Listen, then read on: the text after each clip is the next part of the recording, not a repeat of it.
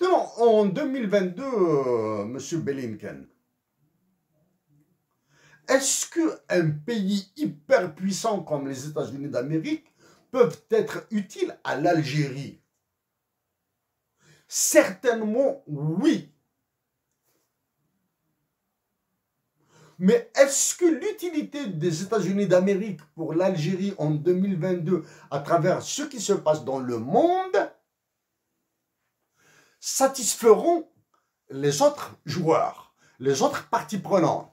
Nous pensons à la Chine, nous pensons à la Russie, nous pensons à la France, nous pensons au bloc Union européenne, nous pensons à l'Angleterre, nous pensons au Japon, à la Nouvelle-Zélande et aux autres pays africains, aux voisins africains. Monsieur Anthony Blinken, maintenant nous allons venir d'une manière un peu plus consistante, un peu plus efficace, à la manière américaine. Nous vous répétons que nous sommes prêts à rencontrer vos collaborateurs à Washington pour un brainstorming qui durera 3 jours, 4 jours, une semaine, s'il le faut.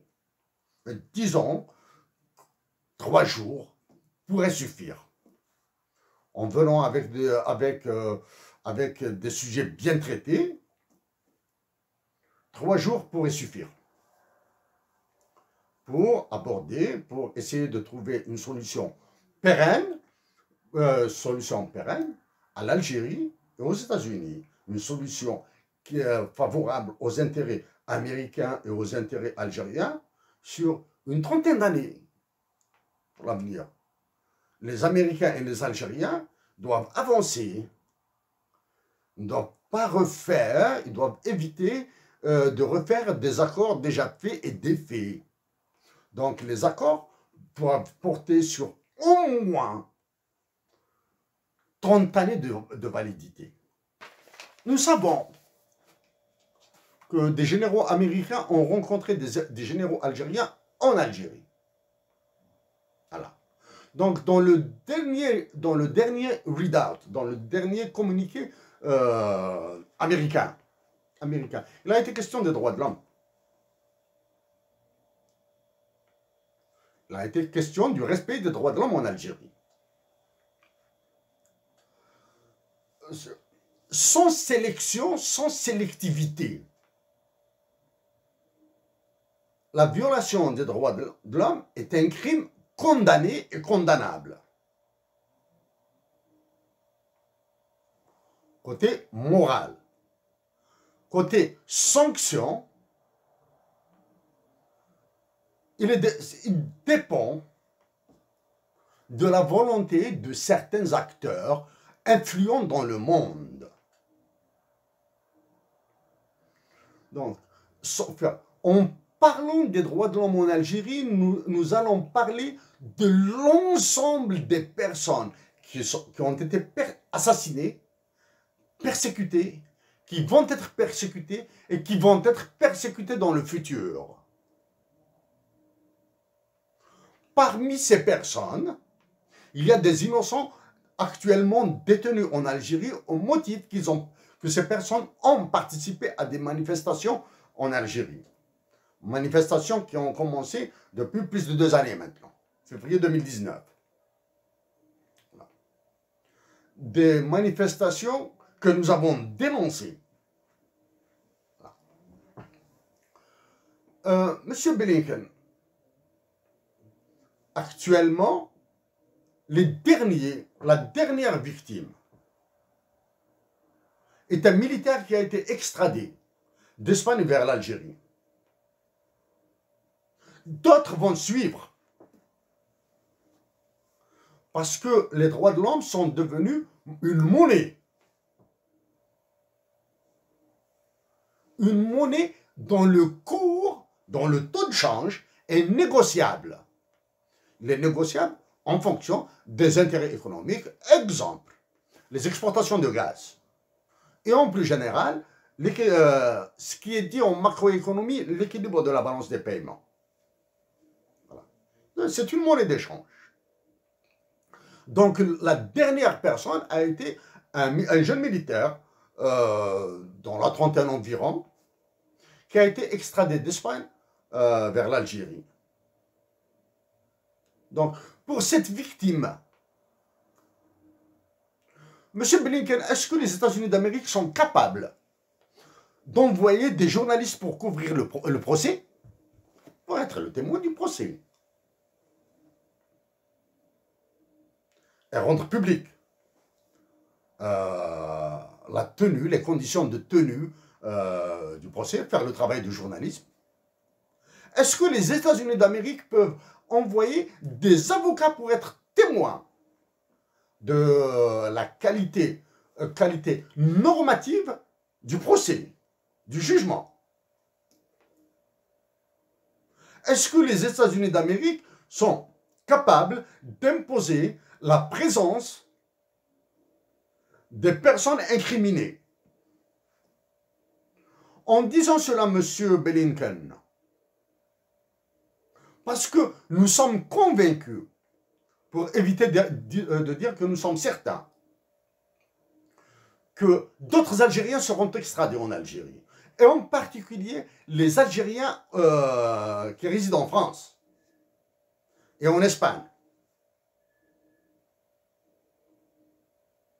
Pour l'Italie, nous n'avons pas d'informations sérieuses. Mais pour la France et l'Espagne, nous sommes certains que des Algériens seront sacrifiés sous l'autel de l'injustice. Monsieur Blinken, maintenant, nous avons parlé des droits de l'homme. Pour cette fois-ci, nous allons éviter de parler des droits de la nature, parce que nous pensons que votre compatriote, M. David Malpass, président de la Banque mondiale, fera une visite en Algérie. Après la visite qu'il a faite cette semaine au Sénégal, à Dakar, nous espérons qu'il ira en Algérie pour voir un petit peu la situation. Donc, M. Blinken, l'élément principal dans la conduite de relations politiques, qu'elles soient nationales ou internationales, l'élément cardinal, principal, est la confiance. Monsieur Anthony Blinken, nous terminons pour vous souhaiter succès dans vos démarches. Si vous le faites en tant que patriote américain, M. Blinken, souhaitez-nous aussi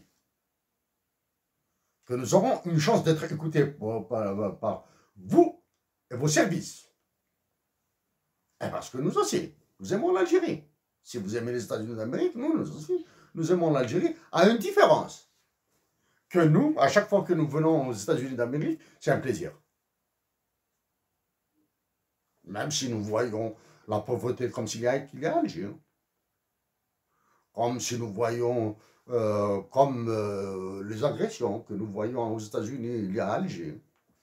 Mais aussi, sauf que les universités qu'il y a aux États-Unis d'Amérique n'existent pas encore à Alger.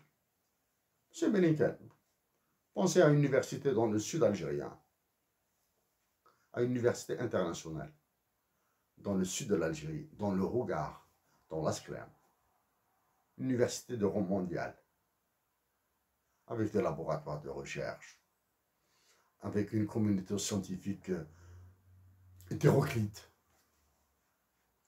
qui découvrira une nouvelle humanité à travers le désert algérien, à partir du désert algérien. Monsieur Blinken, au plaisir d'avoir de vos nouvelles. Bien sûr, vous nous diriez comment pourriez-nous nous contacter? Oui. La dernière initiative que nous avons faite, que nous avons lancée, est l'amendement de l'article 6 du traité de création de l'OTAN pour supprimer la mention Algérie. Et nous avons envoyé une copie à votre président, au président actuel des États-Unis d'Amérique. Donc, au bureau, du moins dans les services administratifs de l'actuel président des États-Unis d'Amérique, de votre président, il y a notre lettre, il y a nos références. Donc, vous pouvez nous contacter, soit par téléphone, par email ou par un envoyé spécial, hein, du moins. Un messager. Il n'y a aucun problème, nous serons prêts à discuter avec lui de manière formelle et informelle, ici au Canada même, en Ontario. Monsieur Blinken, au plaisir de vous entendre. Et agissons pour la paix, Monsieur Blinken. Bon, la guerre, il est facile de la faire.